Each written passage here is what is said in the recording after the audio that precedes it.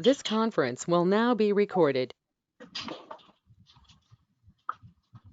Okay, hello everyone. We are going to get started with our webinar. It is now 12 o'clock on the East Coast, so I'd like to welcome everyone to today's ASA webinar. Before we begin, I'd like to review a few points of protocol so that you'll get the most out of your webinar experience. Remember, you are listening to the webinar via a conference service. If you are disconnected, repeat the steps that were given to you by the ASA registration email.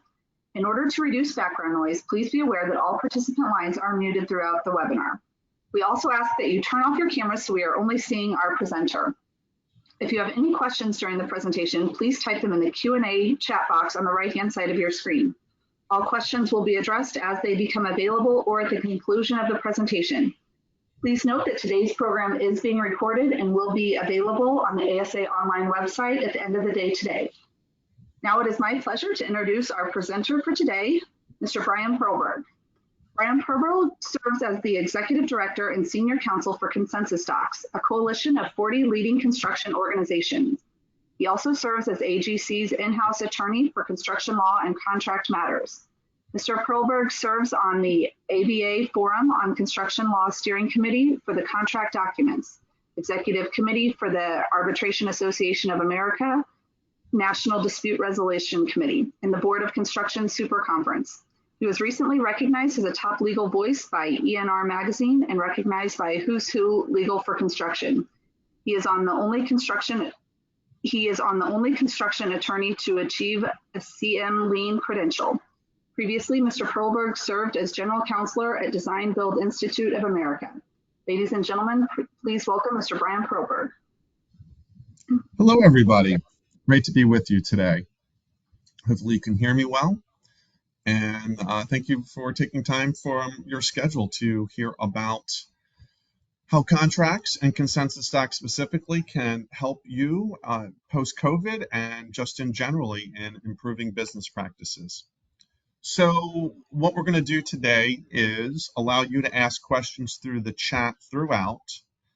And then Jessica's going to help me monitor those, and we'll either take them as we go or we'll have a formal Q&A at the end. You know, these presentations, the benefit is being with you live and having the questions. So please don't hesitate. Ask a question now or do it later, but that's, as opposed to recording. And it's so funny because so few people listen to recordings of webinars and then they don't ask questions though, right, during the webinars or aren't that actively involved. So it's great to be with you and please be energized and engaged as well. So, I am in the Washington, D.C. area and I sometimes joke I'm from Washington, D.C. and I'm here to help. Hold on, I think I might be getting it. Hold on. Thank you.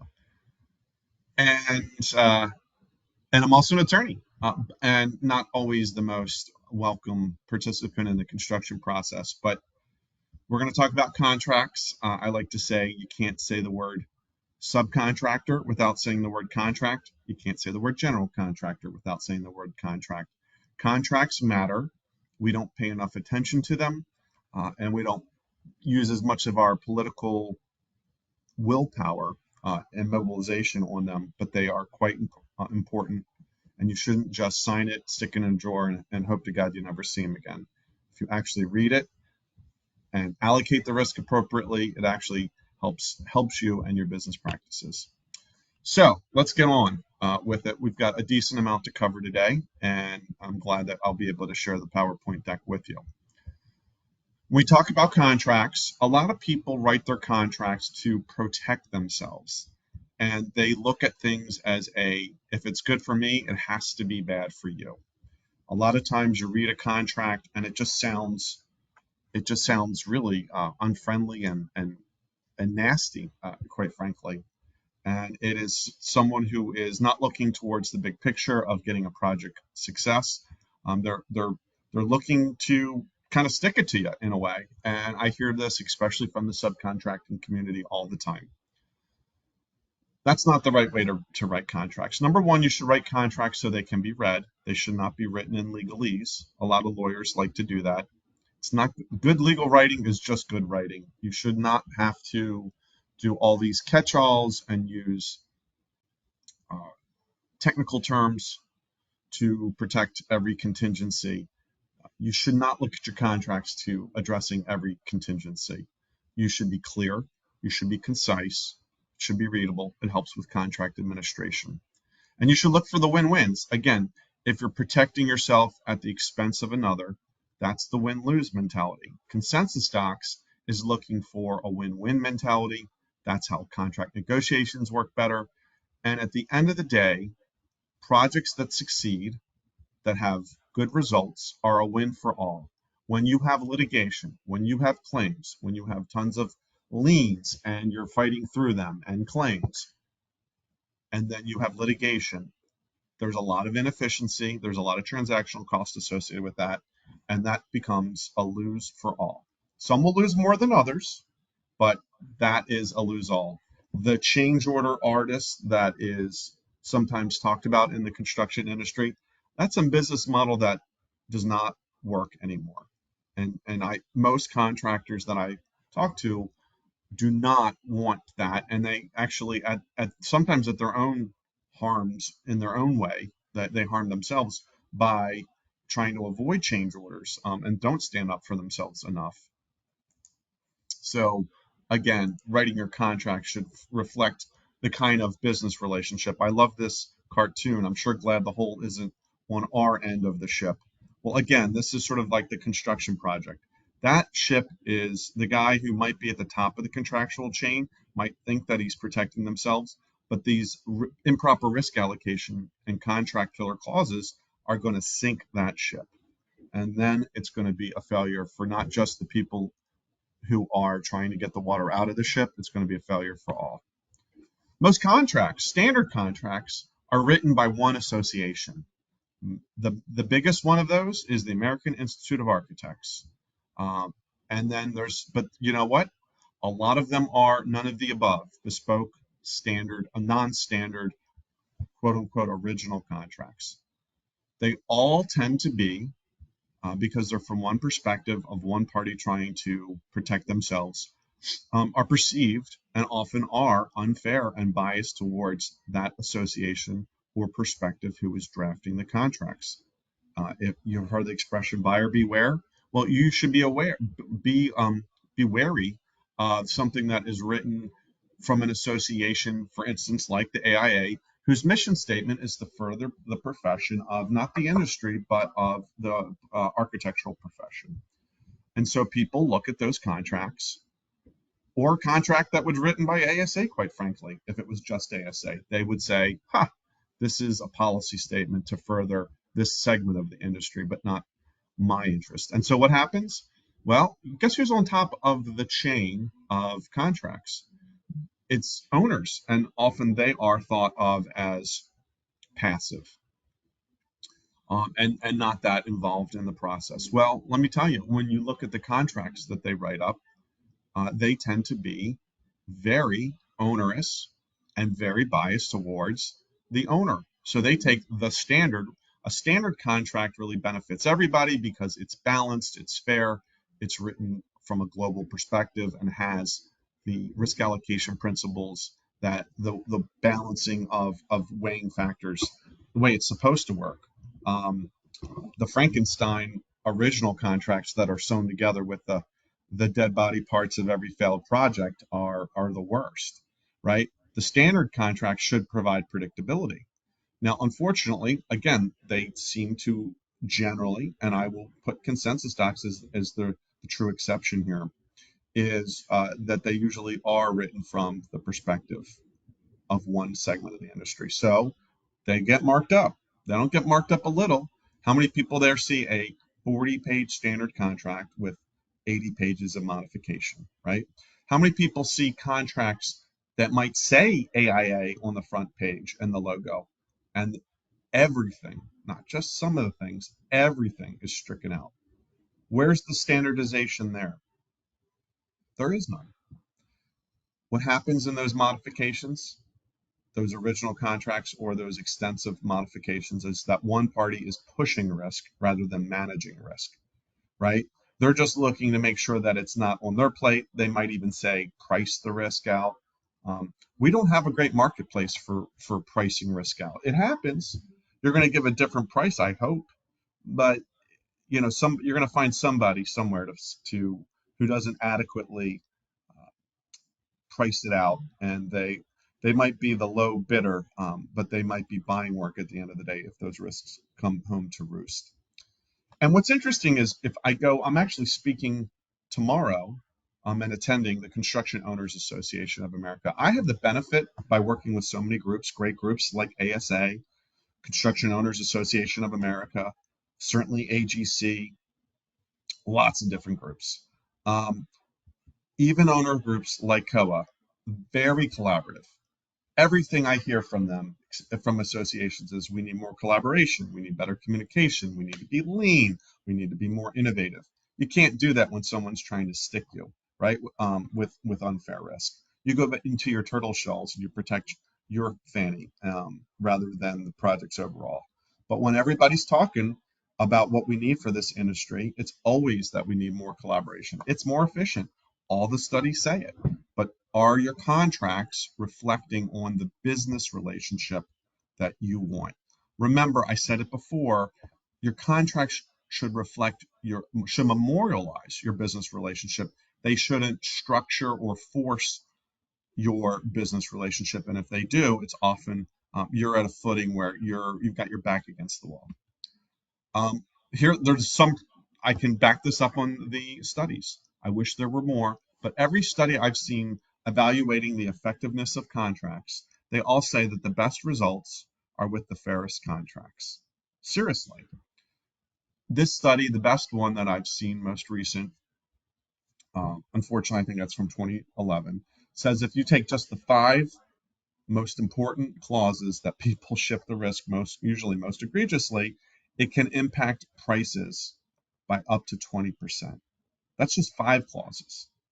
And again, Construction Industry Institute has done some studies on this, and it has shown that allocating to the risk to the party that's in the best position to manage and mitigate that risk is fair, giving parties, often subcontractors, who are on the low end of the chain and least able to fight for fair terms, often get stuck with risk, right? Now, there's never been a better time in our industry's history, at least since the 1900s, for people to stand up for themselves because the market's good. And now's the time for, I hear, trade contractors choosing their work, and they want to work with the owners and general contractors who offer the best terms and who are most collaborative, not just in their actions and culture, but also in their contracts, right? And this just makes sense because the best contracts get the best results. Nothing more to it than that. So ConsensusDocs, I got to update my bio. I'm sorry that was a little long, but it's not just 40 groups now. It's actually 42. We just had, actually through Richard Bright at ASA, he also helps other associations manage their association management. And there is a group that he's involved in called ASIL, and they just became our 42nd organization, and they're dealing with independent laboratories. And it's really a reflection of, I really take it as a great sign that the American Subcontractors Association and somebody who gets their paycheck from AGC work so well together. When I started this, I was in-house at AGC only, and we had AGC contracts, and we started talking about what now is called ConsensusDocs, and I actually helped bring that to market and help name that as the lead staff person. Well, ASA and AGC used to fight pretty hard. I mean, the lines of communications were open, but it was contentious at times. And to think now of how well that we work together through ConsensusDocs, and that is my main focus. Again, even though I get my paycheck through AGC, we run it as a true collaboration. And the proof is in the pudding. I don't think we would have so many subcontracting associations put their logos, or owners organizations for that matter, onto the document if they didn't think that this was a fair shake. And it's not just a fair shake, it's best practices, right? It's a balancing of the risk. I'm sure there's certain things that as a subcontractor you might push a little bit, But honestly, a lot of the things that we're going to go over in consensus docs is something that is actually probably better than you can get in the marketplace in contract negotiations. Certainly our indemnification provision. It is so fair that I think you'd be hard pressed to get that consistently unmodified in subcontract in your negotiations. But the point is, we work well together. There's trust. It's not just the race to the bottom. It's a race to the top. We really do focus on getting best practices and incorporating those best practices that help get better project results for everybody, including profitability, I will have you, for contractors. The proof is in the pudding. We have all the kind of contracts that you want, standard contracts. It's like that old Prego spaghetti commercial picture. If it's in there, you need it, you need a contract. I'm pretty sure that we have a standard contract document that's going to get close to what you need. We don't have everything, but we come pretty close. We organize it by family. It's design bid build is the 200 series. We call that general contracting, the traditional way. 300 is more of our collaborative documents like Lean and Integrated Project Delivery and BIM. Those are put into our collaborative series in the 300s. 400 is one of our more used series, design build. You know, a lot of people say, well, I can't get people to sign consensus docs. Well, you need to push a little bit and have that discussion before the project's led. And if there's ever a chance to do it, it's when you're dealing with integrated project delivery or design build. Because why? The first contract is not necessarily the owner design professional agreement that, surprise, surprise, the architect or engineer is going to suggest use of an AIA documents if they're an architect or an EJCDC document if they're an engineer. Much smaller percentage of the market, I will have you, for EJCDC. Design build, the first contract's usually with the design builder. Design builder tends to be a builder. End of story. The reason, there's lots of reasons, but one of them is the bonding capacity. Same is true for CM at risk. The builder is involved much earlier, trade contractors involved much earlier in the process. First contract may or may not be with, it may be commensurate, the builder and the architect coming in, but more likely it's the first contract is with the architect. But we have the Consensus Docs 500, and that is a great opportunity to suggest consensus docs. Now, we write our subcontracts in the 700 series. We write them so they can be used with the most used contract, which is bespoke, original contracts, as well as AIA documents. You can use a consensus doc subcontract, mix and match. It's not the ideal. The ideal is keeping your family together, but you don't need as many. A lot of general contractors make a subcontract that does not, that they use manuscript versus an upstream AIA document. So you could switch easily to consensus docs, even if your prime agreement isn't. It does take some modification, but it's not that hard. We write a lot of our provisions that are conditional, quite frankly. If you have it upstream, you can flow it downstream. If you don't have it upstream, it doesn't necessarily move to the downstream provisions. You can't get what you can't give. 800 is our CM agency series and program management. And then our most recent series, it's now a few years, more than a few years, but we have some P3 documents in our 900 series. So how are we doing? Well, we've been around for 2 touchdowns, 14 plus years now. And I'm happy to report there's not been one reported case that went through litigation and a court report decision using consensus docs that has the consensus docs language was at the heart of the reported case.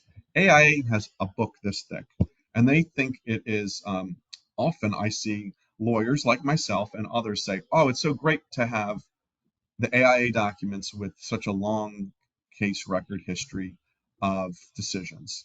And yes, there's some benefit in these decisions having claims, having litigation, and then some interpretation that evaluates the standard language. That provides some predictability. But guess what? You know what the best predictability is? Is to not have litigation. Why do we keep hitting our head against the wall expecting different results, right? That's the very definition of insanity as defined by Albert Einstein. What we want are projects completed without claims, on time, on budget. And consensus docs, not a panacea, But obviously we're doing something right to get double the amount of associations endorsing our documents, including our subcontracts, and using our contracts on billions, not millions, but billions of construction put in place over the length of those 14 years, right? I can see that in our document usage and without litigation. And that's the point. And remember, when you're modifying a document, when you're updating a document, a standard document, there's no case history with that. So I think it's a bogus argument to use that as a point of pride of litigation and the case history. Our language isn't so different that it hasn't appeared or hasn't been experienced on cases. Again, we've been involved in billions of construction using our documents. But again, even the provisions, some of it is common sense of how they're written. Some of it is language that's not, unlike other provisions. I guess we just do it better, that we wind up not being in court. So how are we different? Let's talk a little bit about this. This is really important. I said before, good legal writing is just good writing. A lot of contracts that you see are written to obfuscate, not clarify. And one thing that we do that's different, you should be aware of, is we integrate the terms and conditions and the agreement into one document. When you're looking at one document is better than two. You have less opportunity for confusion and conflicts. The A201 is the most used. AIA A201 is a separate document, and then you match it with an agreement. There are some downsides to that. There's some upsides, but if you look at their A201, the word architect is written in there over 300 times, right? I think when you put in the agreement, their standard agreements, it's over 300. It's maybe upper 200s with just the A201. That means the architect is pervasive. That does not reflect how most projects work. More and more, the trend is architects are not involved in day-to-day operations. It's not really what they want to do or their training, quite frankly. So why are we writing contracts that put them in every step? That doesn't make sense, right? And then the biggest difference of ConsensusDocs is the owner is given more activity, more control, the keys to their own project, and then they get to decide whether they want to delegate that responsibility for application for payment, for instance, to the architect. All right, I'm talking too much. I'm already choking up. So the biggest complaint I get on contracts from interacting with contractors in particular, what would you think? Biggest complaint. The answer is length. People want short, concise contracts. They say, Brian, can you write a contract in one page? And we could do that. It just, the font would be really, really, really small. Our documents, we have a short form subcontract that is 12 pages. The AIAs are longer. I'm telling you, they even with not integrating their terms and conditions, our contracts are pretty concise. Now we have a master subcontract, which I actually did not highlight as much as I should on this presentation, but we did that, and that the task order or project work order agreement is really short, and that is just the project specific. And more people are using a master subcontract type of arrangement, and that would be the ConsensusDocs 755 and 756. Now, why do projects lead to claims and litigation? And what is the thing that I could, if there's one thing that I feel like I get easy consensus from folks, what's the commonality of projects that do wind up in claims? I'll give you a hint. What's the most important provision in a contract, right? It's always people say it's the payment. You know what it is? It's the blanks. It's the party names where people go and they put their name in there. At the end of the day, I'd rather have the best teams working together and communicating rather than the best contract. However, let me tell you, the best teams usually use the best contracts, and they actually encourage direct communication and positive pathways for that communication. A lot of contracts actually create silos intentionally to go through the architect, up and down the chain, and then through no communications direct with the party. You want to empower parties to deal with things at the lowest level in the field rather than go the design side up to the owner, then down to the general contractor, then down to the trade, and then the sub-trade.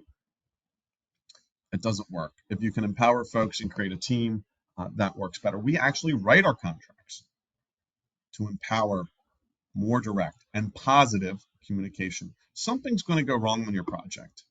Isn't it better to have positive communication first, to build up and have direct, rather than that telephone chain where everything gets distorted? You know the game where you have a message and it gets linked and linked and linked.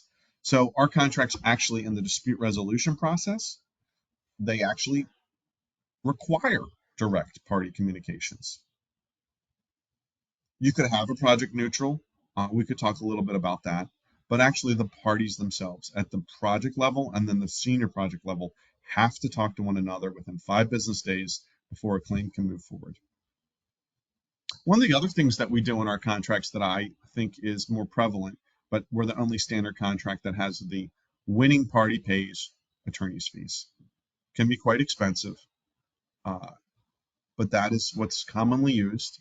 And hopefully that gets people to the table to negotiate and settle claims rather than keep elevating them, thinking that that they're going to win, and that this puts more. If you have an uncolorable claim where there's not much merit to it, but there's not as much consequence for bringing forth that claim, then there's little consequence other than your own, of course, attorney's fees. When you have to pay your attorney's fees and the attorney's fees of someone else for a claim that you shouldn't have brought in the first case, that really discourages the uncolorable claim. And when I mean uncolorable, I mean that it really doesn't have a lot of merit.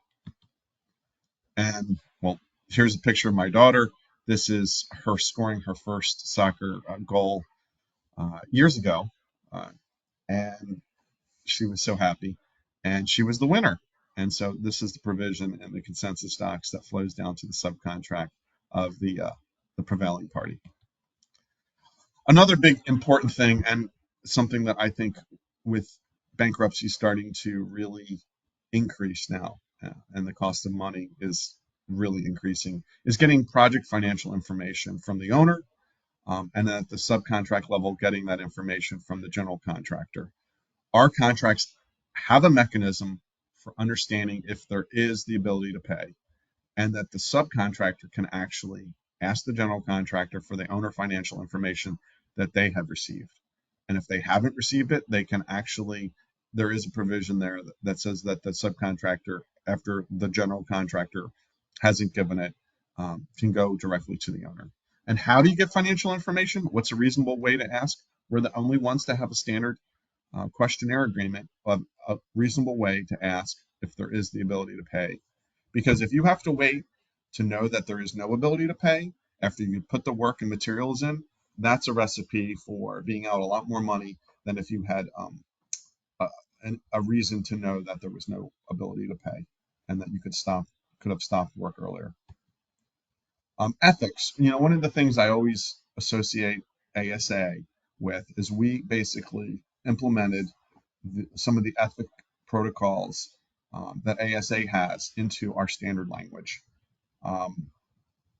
Sometimes it's educational, and being upfront and saying that you're going to act in an ethical manner in your contracts helps set the stage. And that, again, we're the only standard contracts that has that at the prime and the subcontract level. Let me switch a little bit, going back to the financial information with getting project financial information. The hottest topic today, except for maybe COVID, nothing that I've seen sustain as the number one issue is material price escalation and supply chain shortages. We are the only ones that have a materials price escalation clause. Now, it does need to be modified at the subcontract level, but that should be pretty easy to do. Right. And I have a chat, and I don't know how to look at it. I'll click here to reveal chat.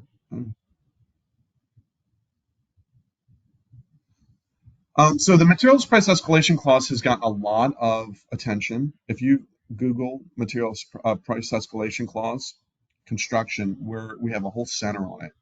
The 200.1 is our price escalation clause. You can get a sample of it, and if you're going to use it on a project, you need to get a subscription.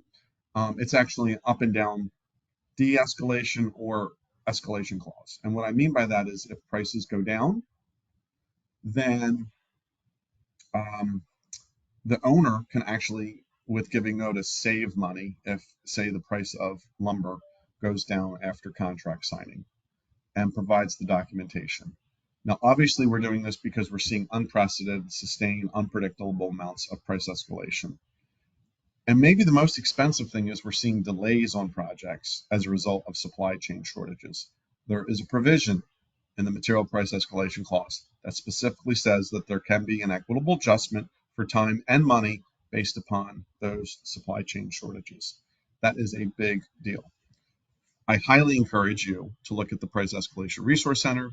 The hardest thing to do is to figure out the index that you're going to use to tie the materials or material that you're monitoring that are going up and down, such as steel, right? And there's good examples of steel indices that are well respected and agreed upon as being objective. Other indices are a little bit harder. I'm a big fan of doing it across the board because we don't know whether it's going to be steel, lumber, or something else. That's the material that is going to cause price increases on your project. And then it gets confusing when you say have steel, but you have something that has a component of steel in it. So the price of the material goes up, but it's unclear whether it's subject to that index or not, because it's and I can't even get you what I'm thinking of specifically, but it's not the raw material steel. It's something where steel is a component of the larger material at risk. All right, so let me take a quick second to read through this question and ask it. This is really great, but usually when I get the RFP, the subs, how do we get a sub to encourage an owner or a GC to use something other than AGC contracts that already exist? Well, actually, AGC contracts from the national level do not exist. They went defunct with ConsensusDocs.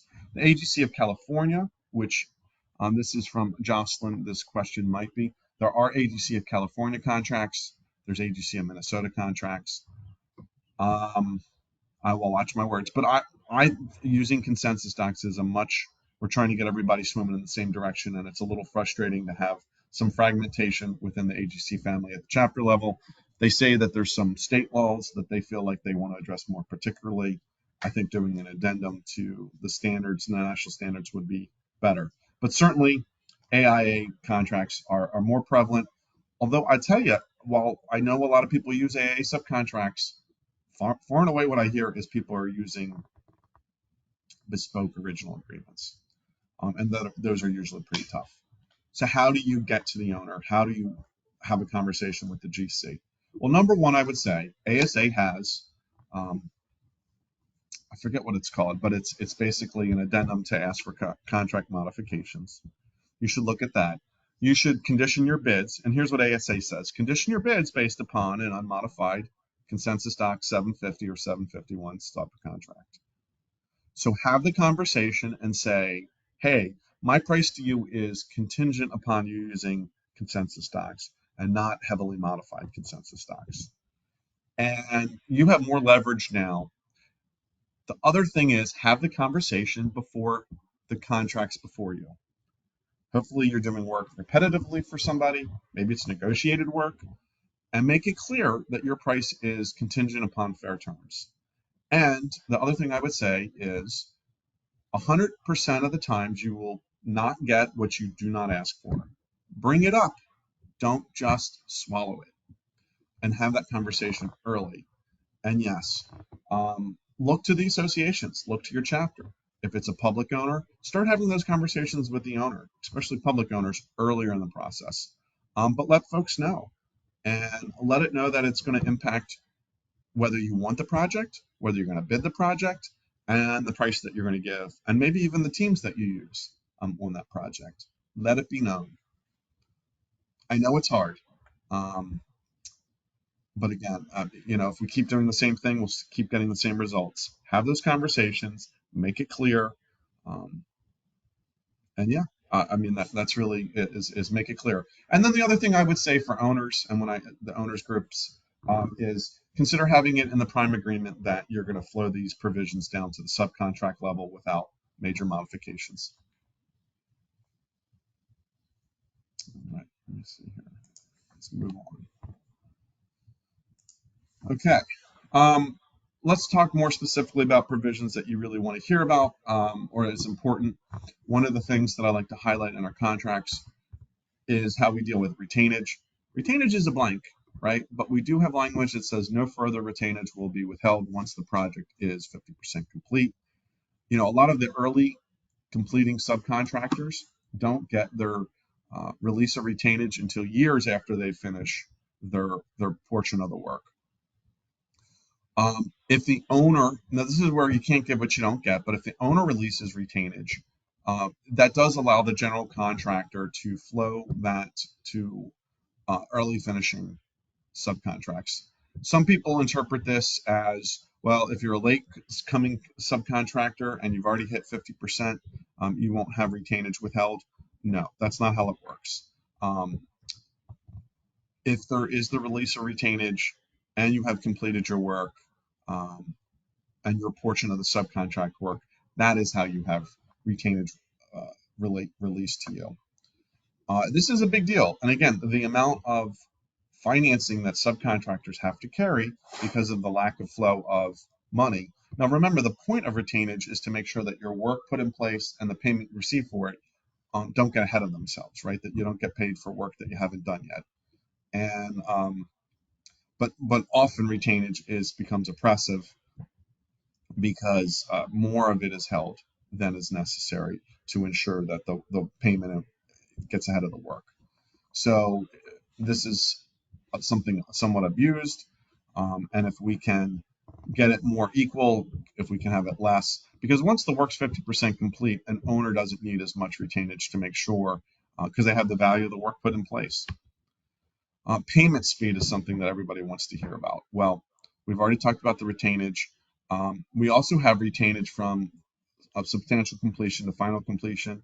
We have eliminated that from 200% to 150% of estimated work. And so that is something else that helps with payment flow. Payment flow is the lifeblood of a subcontractor and a general contractor. So things we can put in our contracts helps get better results, has better payment flow, and can help you give better prices.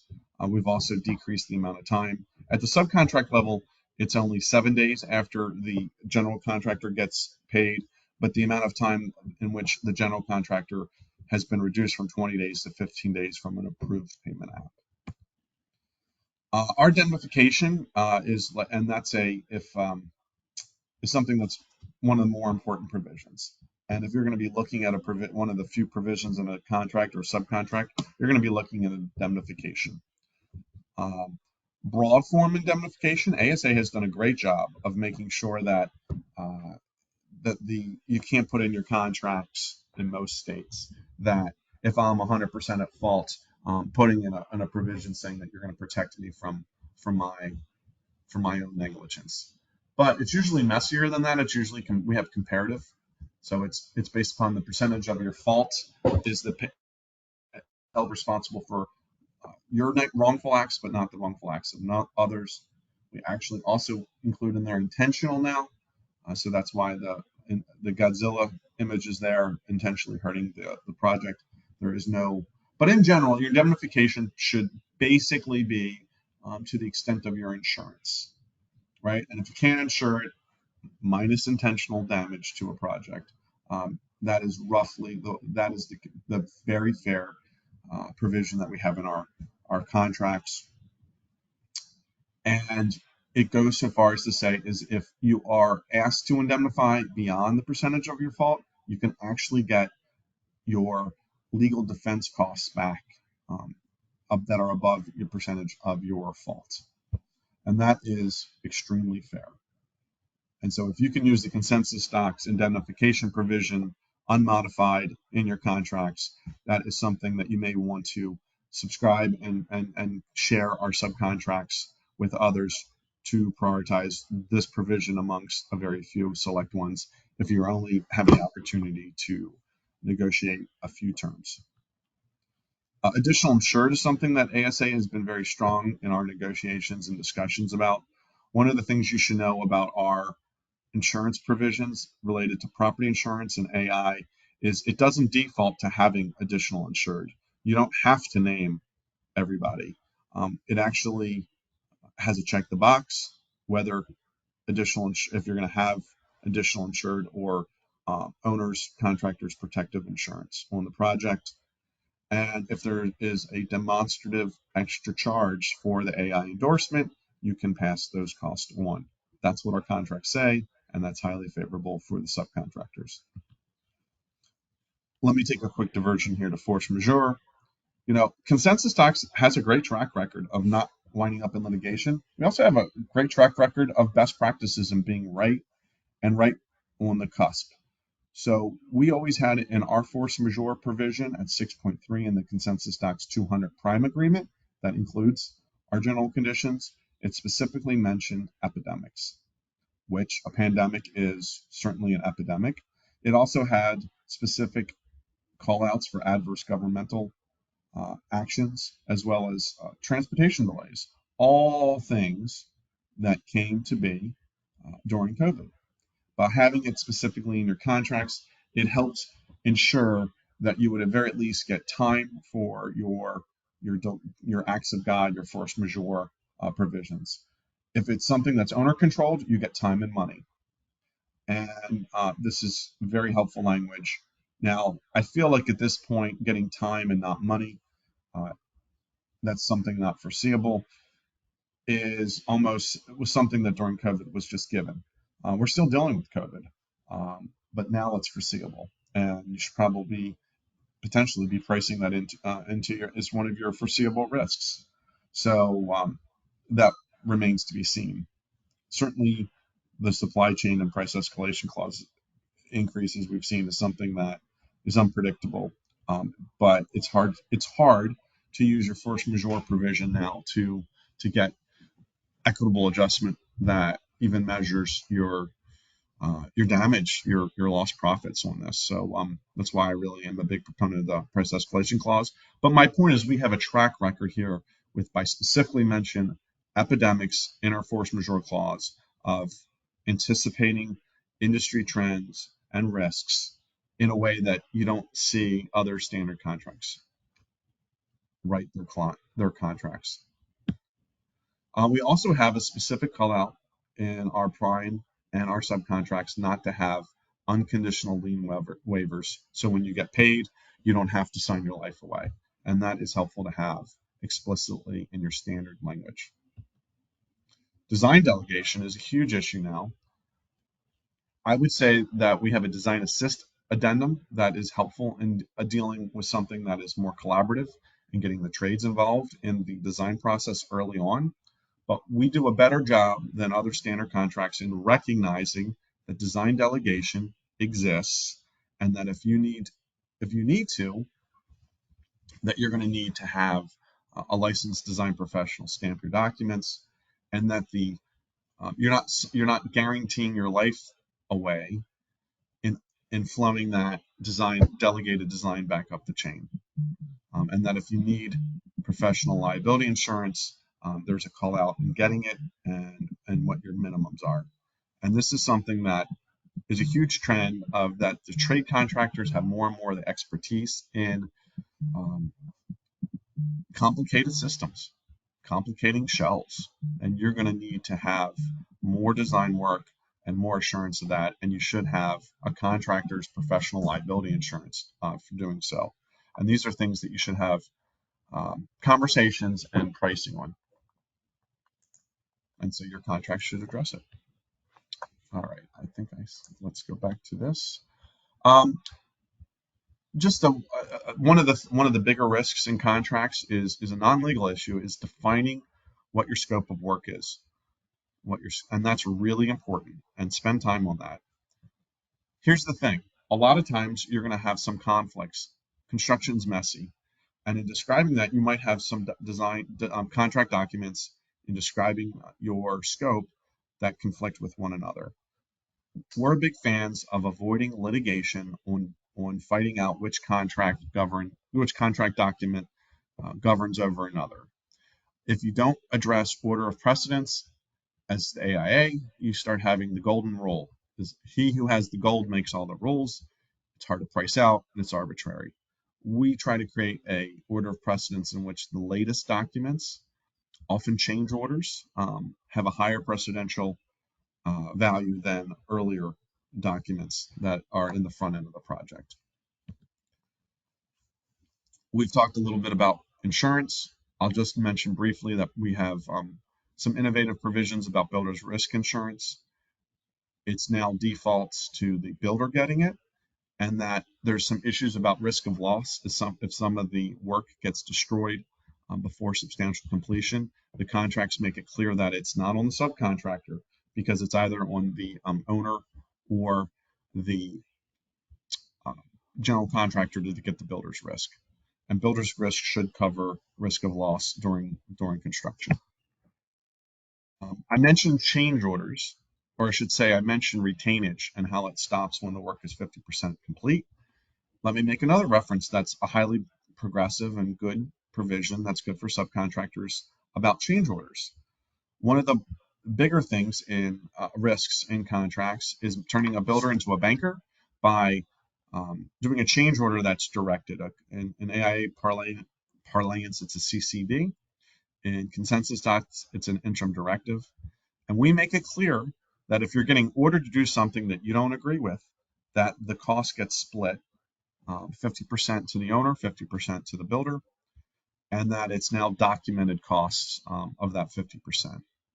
And that if something at the end of the day is that the cost, it turns out to be a little bit higher or lower, you do a true, or who was truly responsible for the change order that was not agreed to, that was then directed. If it was the owner would have to pay 100% and true up the other 50%. But again, this helps payment flow. If it was the contractor who was at fault and for the change order, and they are not entitled to the equitable adjustment in cost, or not 100% or less than 50%, then they have to claw back that money. But again, this helps greatly with payment flow. So what's the proof in the pudding? The proof of the pudding is using our contracts, not having litigation. A best example I could give is an owner using and moving from a heavily modified paper-intensive AIA contract document regime to ConsensusDocs. And in doing so, they used to have litigation on all their projects. And then afterwards, they didn't have any formal litigation on their projects because they moved to ConsensusDocs. They started using BIM. They started outsourcing construction management service with a more professional construction management. And they went from having litigation to doubling the amount of contracts they were able to put in place and no formal claims. And that is really telling. What are the differences between ConsensusDocs, big picture? The big picture is it empowers owners to have more control and a say, not just be a check giver in their contracts. It encourages, rather than discourages in creating contractual silos, it actually encourages direct communications among the parties. So you potentially can talk to other trade contractors or generals, or maybe even the owner directly, so we can resolve issues soon rather than later. And when you wait, those claims often become intractable and entrenched issues. We have a better track record without having litigation. Our language is written in a clear, positive manner. Our terms and conditions are integrated with our agreements, and it creates a better atmosphere for understanding what's in your contract and administering your contract. We have a track record of having best practices. We were the first to come out with an IPD contract. We were the first to come out with a BIM contract. We were the first to come out with the standard sub contract. We just came out a year ago with the first industry standard prefabrication subcontract. And we update our contracts more often than AIA. We do it about once every 5 years, but we'll make off-cycle revisions if necessary. So I am happy to take your questions now. I'd love to hear from you. I'd love to be of service to you. And again, thank you for participating today. I think I saw a Casey with a question. And let me see if I can pull it up the chat here. Give me a sec. I prefer to hear. Let me look at the chat. Although, I think I hear Ike, maybe something happened. I'm not able to, something happened. I can't move over, Jessica, I can't move over my cursor over to the chat for Okay. some reason. Okay, I'll read it to you. Anytime I bring up consensus docs, the subs come back with, I have never seen a consensus docs document from a GC. No GC in the DMV uses it. Is it used in other areas? Can you explain why a sub should purchase consensus docs in order to use in their subcontract negotiations? I get this question a lot, and thank you for it. And it's a little troubling, right? But I can tell you, for starters, my two most used standard subcontracts by far and away, according to our system, is the ConsensusDocs 751 short form subcontract and 750 long form subcontract, by far and away. Now, you're not seeing it in the Washington, D.C., Maryland, Virginia area, which is where I'm talking to you today. And I don't know how to respond fully to that, because I know people are buying and using our contracts, but it's not everywhere and it's not universal. I think it's a conversation. It's a conversation at the association levels. It's a conversation it's a grassroots mobilization of talking to your GC before the project, especially if there's a project dealing with design build or IPD. And then once you start using it, or maybe it's the bond forms. We just updated our performance and payment bonds at the prime and subcontract level. Maybe you use that. Maybe you use project financial information questionnaire, and you start getting people used to seeing the ConsensusDocs logo, or saying to them, hey, you're a member of AGC, you're a member of ABC, you're a member of NUCA. Have you considered not using it as you have to use it as like a finger pointer? Have you considered using it? Or have you considered using the indemnification provision, or the payment provision, or the retention provision? And you give your 5. And sometimes what people do is they prioritize a few provisions.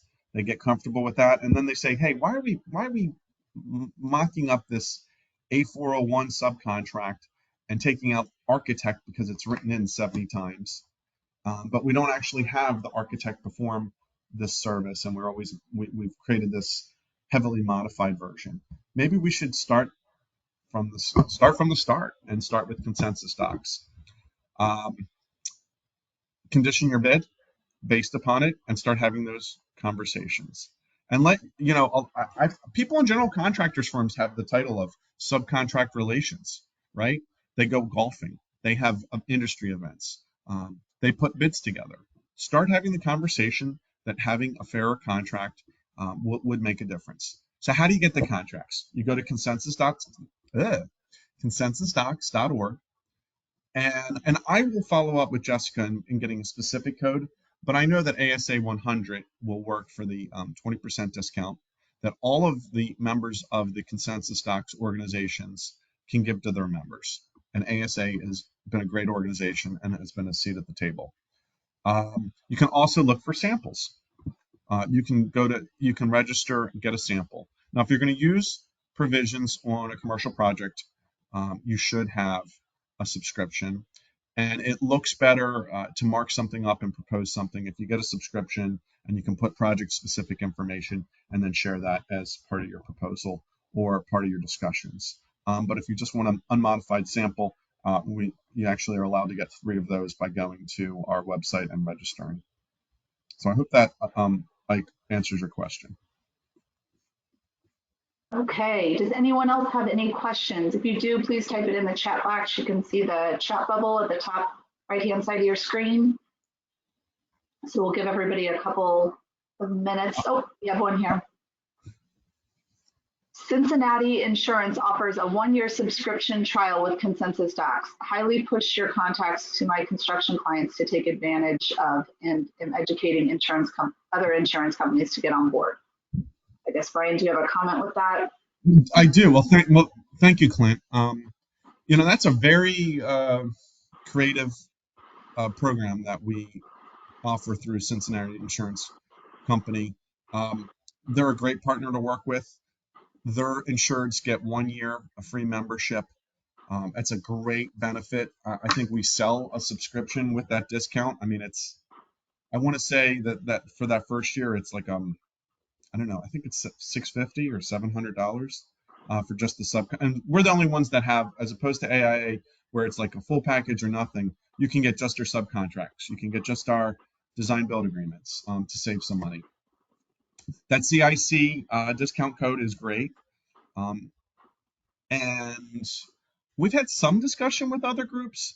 It's really something we've piloted, and we had discussions with one other insurance company, and but they didn't have the to come to the table and pay for a heavily discounted amount for their insureds to have it. I forget what that company's name is, and that is a great idea though to go back, and since it's been so successful with Cincinnati, to see if other insureds would be interested in providing that benefit for their customers. But if you are a member of Cincinnati Insurance Company, take advantage of it if you haven't already. Great. Okay. If there's any other questions, please type them in the chat box. If there's not, we will go ahead and say, Brian, again, thank you so much for your presentation.